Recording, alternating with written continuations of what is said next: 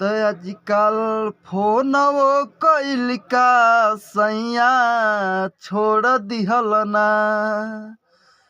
त आजकल फोनवो कइल का सैया छोड़ दिहल ना। त दिलवा कवन सवतिनिया से जोड़ लिहल ना।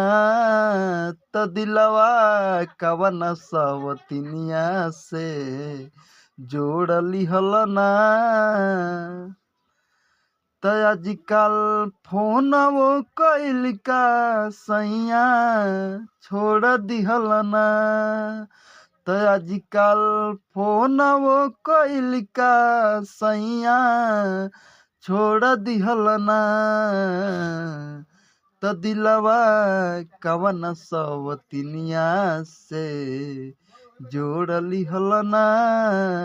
त दिलवा कवन सवतिनिया से जोड़ लिहल ना। त दिलवा कवन सवतिनिया से जोड़ लिहल ना।